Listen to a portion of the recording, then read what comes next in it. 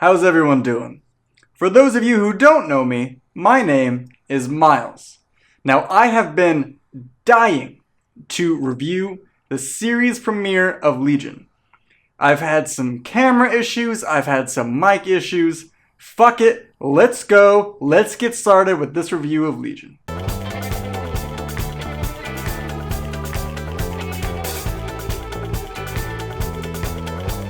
Alright guys, let me get started with my totally unbiased opinion about Legion. And that is that it is the best thing that has ever happened to TV, ever. Now, here's why I say that.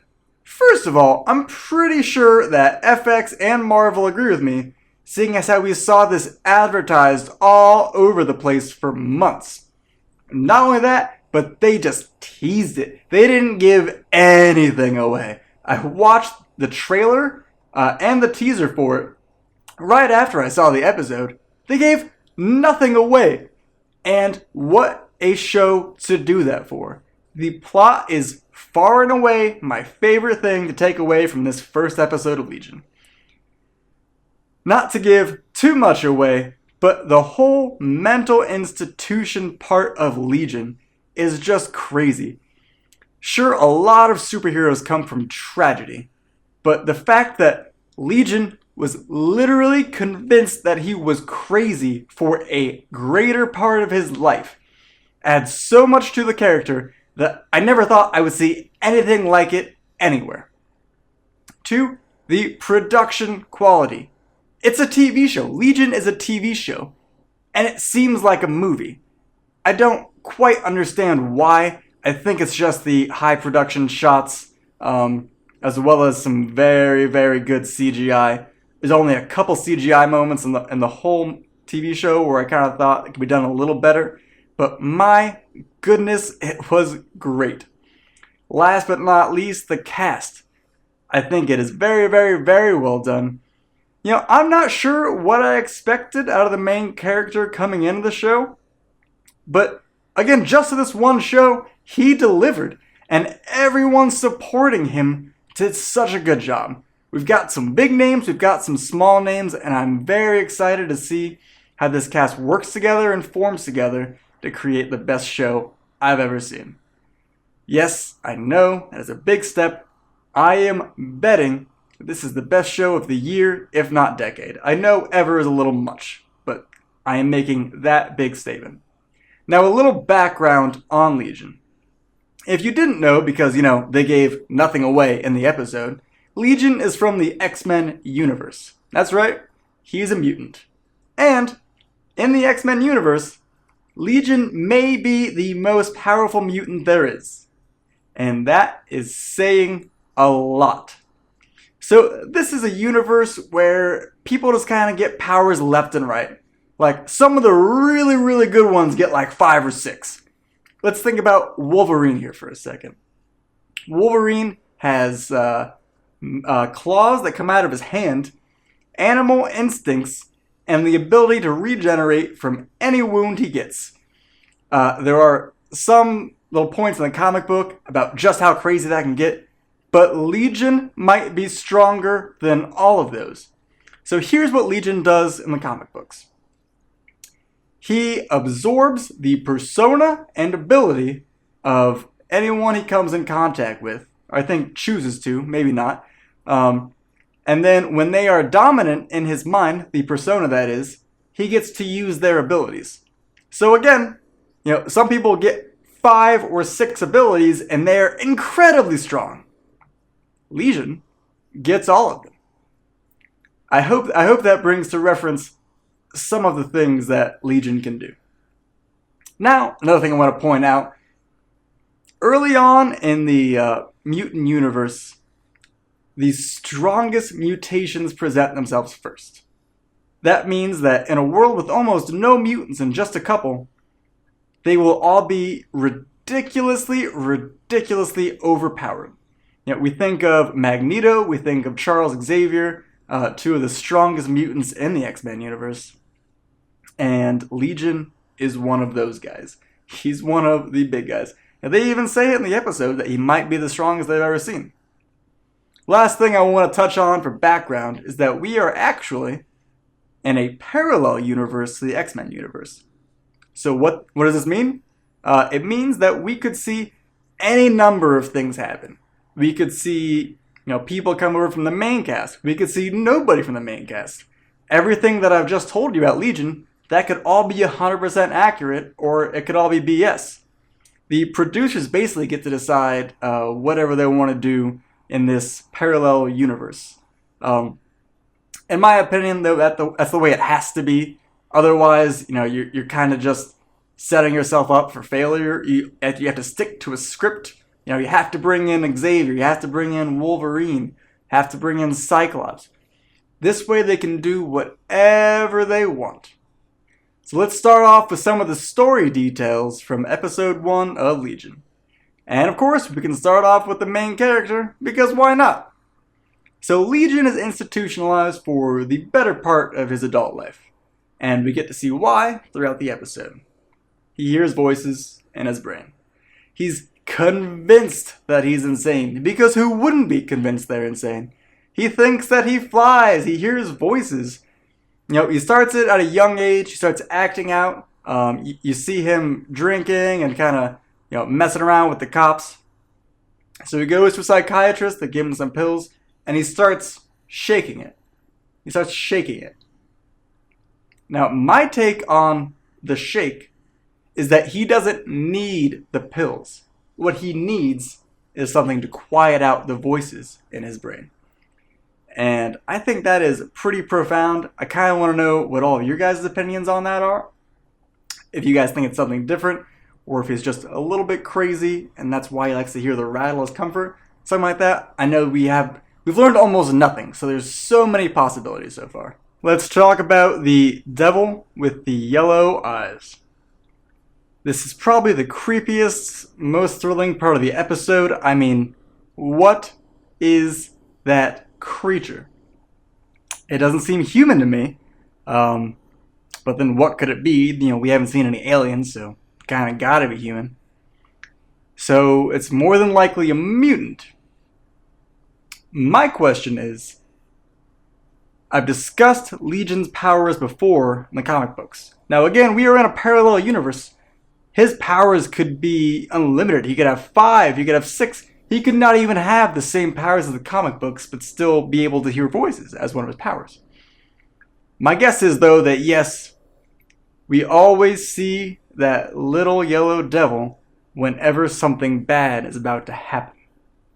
The only time we see him when something bad isn't about to happen is right at the very end, when Melania Bird rescues him. But then, of course, that begs the question, was that actually a foreshadow of bad things to come? Because we all see Melania Bird as a hero that saves Legion. Of course, Legion would have died, had they not been there. So it's a wash. Maybe this is actually bad for Legion. Maybe in the long run, this kind of bites him in the butt. We will see. I don't know what you guys all think. I kind of think that he's just overcoming it right there. I think it's not really a foreshadow. He's just almost about to freak out. He's about to reach into that power, settles himself down, because of course the love of his life, Sydney, is there. Now on to Sydney Barrett, who is quasi-rogue, what I will say. So Rogue, of course, in the X-Men universe, touches someone and gets their power. Sort of like Legion. However, this Sydney Barrett character is 100% not Rogue. Again, parallel universe, she can be any number of things. What appears to be her power, though, is that when she touches someone, she actually transfers bodies with them. I don't know how useful that is, but if she ended up in a mental institution for it, I think that speaks wonders to it. It's kind of the same trope in all X-Men where, she's afraid to be touched. Don't touch me. I want to love, but I just can't be touched. And of course, it's very good for romance because you see that very emotional aspect between Sydney and Legion. They want to be physical, but they can't. They want to be together. They love each other, and they get very, very close sometimes. and get very, very, very close. She is very outspoken, very pretty. I think she's a great female lead. I'm actually not sure if we're going to see her in every episode or not. From what I've read, I'm just not quite sure. I don't think she's listed in every episode, so we will have to see how that plays out. Look for a twist or surprise of her, being taken by the government, or her, going her own way, or some fight happening between her and Legion. We do know she's at least in the next couple episodes, so look forward to that. Now I want to get into the epic kiss between Legion and Sydney that literally knocked them on their butts. So we've got Legion, whose power is, probably absorbing powers and personas on contact, and then we have Sydney, who changes bodies on contact. And what we get is something short of a disaster, pretty much. Could have been beautiful, but instead it is in fact a disaster. Sydney does not know what to expect when she is inside Legion's body. So, starts kind of screaming, doesn't know what's going on, starts hearing all of the voices inside of Legion's head, and then just goes nuts.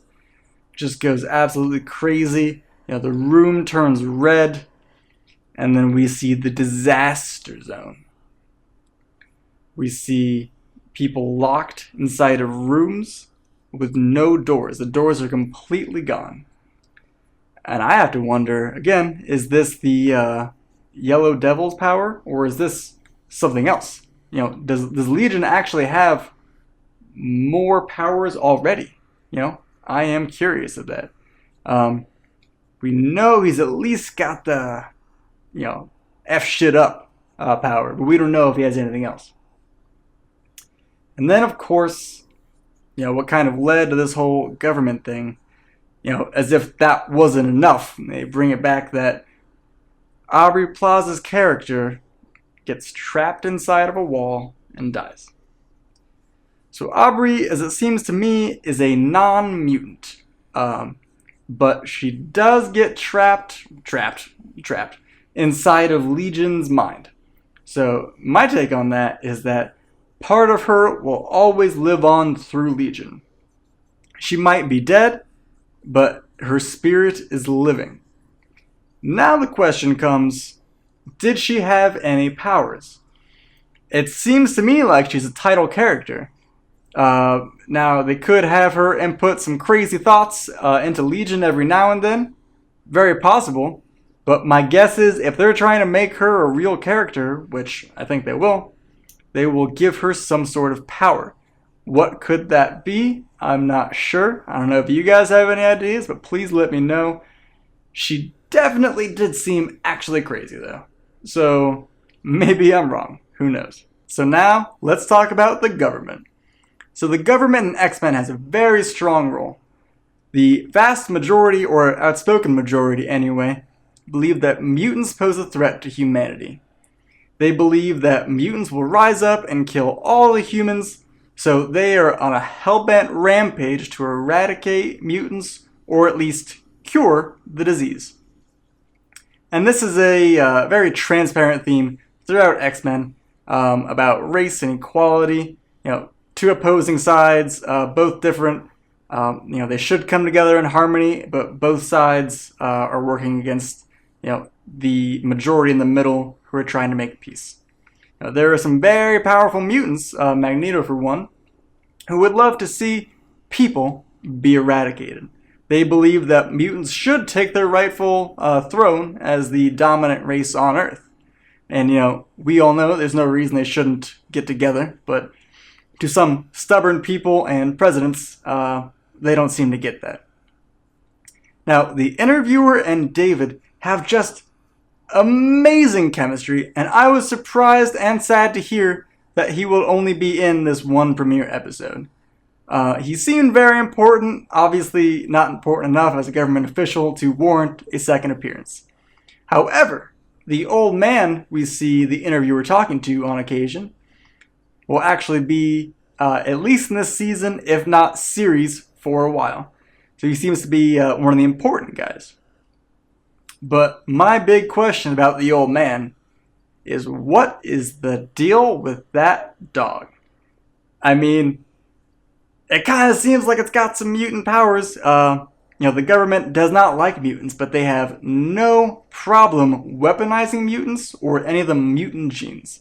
So whether it is a dog with a mutation, or it is an actual mutant that they've captured and trained to act as a weapon, is yet to be seen. But he does seem like a very scary dude, and he does seem like he's going to follow that trope of hell-bent on destroying mutants. Now, the last part of the government I want to talk about is, of course, the epic scene where David loses his shit. Legion comes out in full force and just destroys the table. This we actually did get teased with, but I was not expecting the sheer beauty, the just amazing CGI, and the absolute power that he shows in that room. I don't know what it takes to actually evaporate a table like that, both from a mutation perspective and from a table perspective, but my goodness, was it cool. I think it's my favorite part of the whole episode, because it was just so well done and shows exactly what Legion's capable of. Now on to Melania Bird. If you don't know who that is, she is the old lady we see at the very end of the episode and a couple other parts as well. But she seems to be the leader of the mutants. So again, this is a parallel universe in X-Men. Normally, we see Professor Xavier being the leader to the X-Men. But you know what? We don't even have to have X-Men in this world. I'm going to refer to that, I have been. I'll keep doing it. It's the best way to do it. Who knows if they're even going to adorn the X's on their uniforms, if they're going to call themselves that? Who knows? I mean, we already have a roguelike character who is clearly not rogue. So what else will they change? The show is called Legion. Maybe they just call themselves the Legion. It's very up for grabs at this point. Honestly, I don't even want to speculate it. It could go any way, whatever way the directors want. But Melania Bird seems like a very powerful person. And I'm going to take a wild guess and say that her power is to implant things in people's memories and or minds. Somebody does that to Legion. He's in the pool, and then he's remembering what happened the day he was captured, and then Sydney comes to talk to him. And we're not sure if that's actually part of David's power, if he's misremembering, because he is a little bit crazy. Or if someone implanted that in there. Sydney said she was implanted. I'm going off that. My guess it's Melania Bird implanting that. That seems like a very, very cool power, being able to mess with someone's mind and ability. Telekinesis and things with the mind are typically the most powerful mutations that you can find. Again, we might see Legion be able to do that, knowing his old powers. We'll have to wait and see. There are the cronies that are part of the escape from the government. We see the two of them chasing Legion around day to day out in the open. We know at least one of them has a firepower. Seems like one of the better firepowers we've seen. I'm excited to see how they develop them. We haven't gotten a whole lot to talk about, but they seem very cool, very mysterious, very shady. I'm sure they'll have a lot to live up to. We also see just that one crony, the man. We don't know his name yet, but doing some force pushes side to side. To be honest, that's my least favorite part of the episode. Not because of him. I think he did actually a pretty good job making it believable. But in such an amazing episode, you have to have a least favorite part, and the force pushes, as I would call it, were just a teeny bit low production for such a high quality show. It definitely stands out. Again, I believed it. I was into it. I didn't even think it was bad, but it was the worst part of the episode and probably the only thing they could have improved on, if anything. Alright guys, that about does it for me. If you liked what you saw, please like the video, subscribe to our channel, watch some of our other stuff. We do a bunch of good stuff on here. If you do watch the episode on Wednesday and can't wait to hear from me again, comment in this video. You know, we'll talk about the video. I am dying to talk about it. So do what you can. Thank you so much for watching. I will see you guys again real soon. Take care.